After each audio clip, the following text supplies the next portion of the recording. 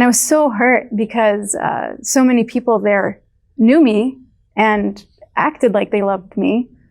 And there they were, silent and not in my defense.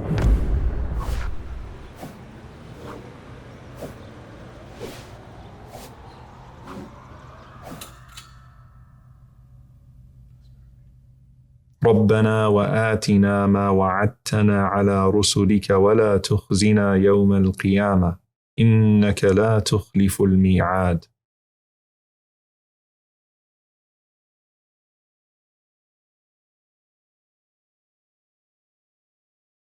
So up until this moment of being thrown into a fire, Ibrahim alayhi salam, he's threatened every once in a while. But at the end of the day, he's still walking freely amongst his people and he's not being harmed. He's not being ridiculed. Now, one of the things about every single prophet of Allah, without exception, is that they were slandered and ridiculed. Kudzibu, right? Whether they were killed or not, that's a different story. But all of them had some sort of denial, some sort of lie against them to discredit them. And when you're looking at Ibrahim alayhi salam, even though he was spared from the fire, the wounds of that moment are still there. There's still something there that is going to harm him and that he's going to hold with him that takes him into that next part of his journey. And we see that even with the Prophet ﷺ, right? What was harder on the Messenger ﷺ? It wasn't Uhud over Ta'if. Even though Uhud, he was physically wounded more than Ta'if. He was almost killed ﷺ. They thought he was dead. But Ta'if, because Ta'if comes with a whole package of humiliation, of ridicule, of the words that were said to him, ﷺ, of the people that wouldn't even look at him, of the spit, of the humiliation, of the fact that he had no one to turn to. No one's carrying him the way they're carrying him in Uhud. It's just him and Allah subhanahu wa ta'ala. So can any of you reflect on sort of a moment in your life where you feared ridicule and then Allah brought you through something and it wasn't as severe as it was going to be, or you conquered something in that regard where it was just you, but you overcame that fear? I've definitely had multiple situations, but I think I'm going to go with when I was teaching, they always tell you, keep away from the teacher's lounge because that's where the gossip happens. And I was in the middle of doing an experiment and I had to run into the lounge to get some kind of item. And all of a sudden, everybody that was in there just went quiet. And you all know what that means, And I was like, okay, and I told everybody, I was like, is everybody okay? They're like, one of the people there said, we were just talking about you. And I was shocked because how are you going to say this in front of me? And so the sad part is it was a bunch of Islamic studies and Quranic teachers. And so I was trying to think, I'm okay, what can I say to get out of this so that I don't, I want to think good about them. So I said, no, inshallah, it was good things. And unfortunately, they said, no, it was not. And I was so hurt because so many people there knew me and acted like they loved me. And there they were, silent and not in my defense. And so I walked out trying to teach the rest of my class. And I remember thinking, I just got hasanats, that's good. But I also thought wow, this really hurts. This is something that is going to be really hard for me to go through. And I had to go back to Allah subhanahu wa ta'ala. I definitely had to cry about it. And I think emotions like that, sometimes we don't give each other the space for it, especially for me. I didn't have the space for it in that moment. I had to go back to teach, And so in that moment, I needed to just say Hasbi Allah wa ni'mal wakeel, just Allah subhanahu wa ta'ala put peace in my heart right now. I don't want to think ill of anyone. Let me be, it wasn't even about being the bigger person. It was just, I want to be at peace. And this is something I can only imagine that Ibrahim alayhi salam shows in such a more elevated place. He has the whole community talking bad about him behind his back and in front of his back, and that that I can only imagine, this is probably an inkling of a feeling of what he was feeling.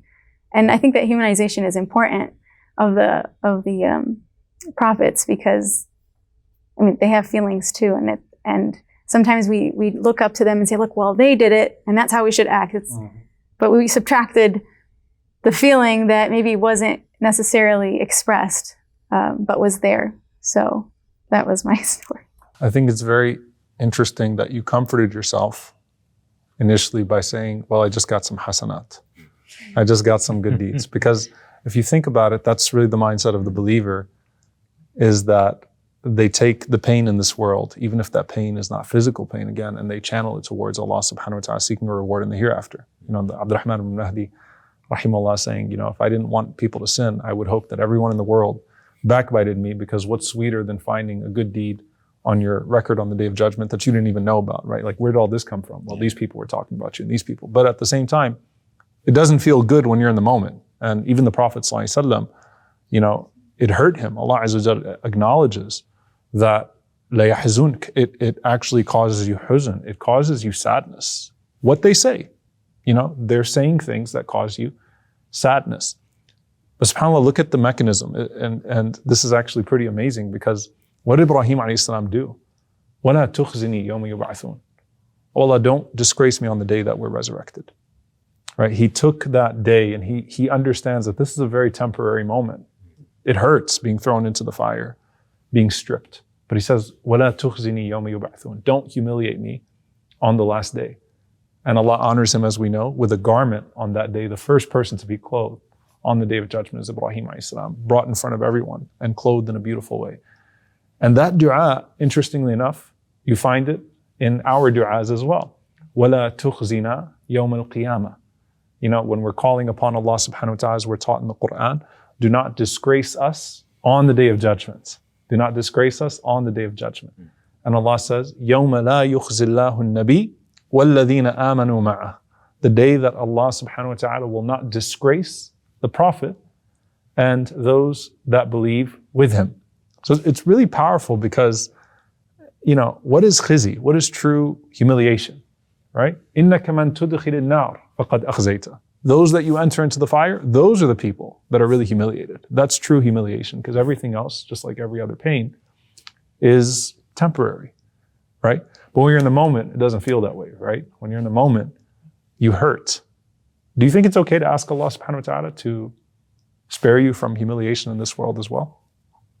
Well, I think humiliation looks different to different people, but I would say humiliation in this world, to me, would be anything that would disgrace me in front of Allah as well. So I don't know. Interesting. Can you elaborate on that? I'm just thinking of all the times that there is a moment where I needed to act on something that required justice. And if I was meek or not forthright and not defensive, but rather putting the right, actions forward, and even though it might hurt me, I find that that's humiliating to me, to be put in a space where I could have helped create more justice and I didn't. That I find is humiliation. I also don't think that it's what Allah subhanahu wa ta'ala would have wanted. MashaAllah. Anyone else is there? Just to add to what she said, and just taking it, a step back, I think secretly everybody worries about, being humiliated, and they're afraid of it. They're worried that somehow they'll say something, they'll do something, and somehow they'll be humiliated for it.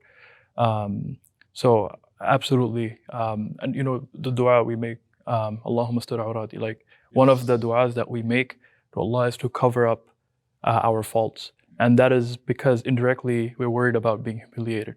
So that is why I think it's absolutely, as a Muslim, we make dua for it in this dunya and the hereafter. And that's one of the things where the Prophet ﷺ's du'as are so beautiful and comprehensive. أعوذ بك من خزي الدنيا وعذاب الآخرة. He would seek refuge in Allah from humiliation in this life and punishment in the hereafter.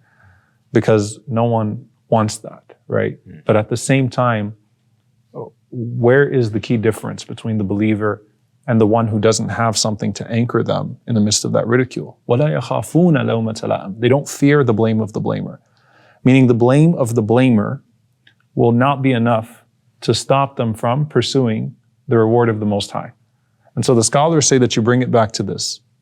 You compare the praise of Allah to the praise of others, and you find more sweetness in the praise of Allah than the praise of others. And then you compare the blame of Allah to the blame of others. If my Lord were to punish me or to call me to account for something I have done, to if people were to call me to account or punish me or ridicule me for something I'm doing right. You compare the blame. So the praise from Allah is sweeter than the praise of others. The blame from Allah is more bitter than the blame of others. And then the punishment of Allah is harsher, more severe than the punishment of people for doing the right thing. And then you sort of package that all together, and there is that, I'm not going to compromise the praise of Allah for the praise of people. I'm not going to risk the punishment of Allah for fear of the punishment of people. And I'm not going to let that fear of humiliation and disgrace in this life drive me to a place where I end up being disgraced and dishonored in the next life. And at the same time, subhanAllah, what we find is that the Prophet ﷺ, he sought refuge from humiliation in both worlds. And while he suffered in this life for some time, and while you still have people that will say things about him, ﷺ, right? The sweetness of all of these people that are following him, ﷺ, right, overcomes all of that. SubhanAllah. The last thing he saw in this life was what? His followers. Knowing that there will always be some people that will speak about him. But at the end of the day, what are you seeking? He was always doing it for Allah subhanahu wa ta'ala. And when those people harmed him, he knew that he always had a reward to look forward to from Allah subhanahu wa ta'ala. So, Sister Sarah, wanting to be seen in a positive light by others is pretty natural.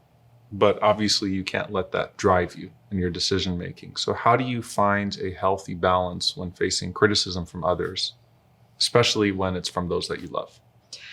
It's definitely a natural human emotion to want to be accepted by others, to want to have a sense of belonging, to want people that you care about to be happy with you and to be pleased with you. Even when the Prophet Muhammad ﷺ was experiencing so much hatred coming from so many different places, Allah subhanahu wa ta'ala actually comforts him by saying, we know that you're saddened by what they say, right? He's validating the emotion of, we know that it's hard. Allah subhanahu wa ta'ala knows that it's hard when the people that you care about are criticizing you and are against you. But one of the antidotes that's so powerful, and it's mentioned in this verse where Allah subhanahu wa ta'ala says, we know you're saddened by what they say, but they're not turning away from you, right? They're turning away from the truth, right? They're turning away from the truth of our verses, subhanAllah. And that's one of the things that I think is really helpful to remember when you're facing criticism, is that criticism a lot of times is actually more of a reflection of the person doing the criticizing than it is a reflection of you. And as a human being, as a person, your actions. And so separating that can be very helpful. And that's something that Ibrahim alayhi salam, and we see in his story, he does so beautifully, subhanAllah, where he's realizing that the criticism that he's facing from people has to do with the fact that they're rejecting the truth, and not necessarily it has to do with him as a person personally. And so you can depersonalize that, which is very, very powerful, mashallah. And then also realizing, and Ibrahim alayhi salam, mashallah, does this so beautifully, is realizing that a lot of times people's opinions of others do not align with the value that Allah subhanahu wa ta'ala assigns a person.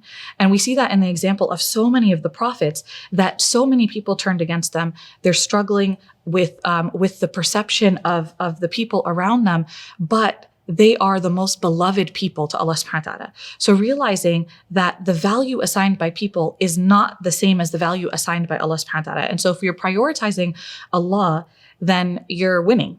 You're winning at the end of the day. And you realize, like Ibrahim alayhi salam, when he's catapulted into a fire, subhanAllah, he's realizing that Allah subhanahu wa ta'ala is Al-Aziz. He's the one who is the source of all honor. He's Al-Mu'izz, the one who bestows that, that honor. And so when we realize that, that can be a very powerful way of being able to survive dealing with criticism. So can you reflect back on a time when your reputation was on the line, but you still found the resilience to get through that and found Allah's reward? Please share with us in the comments.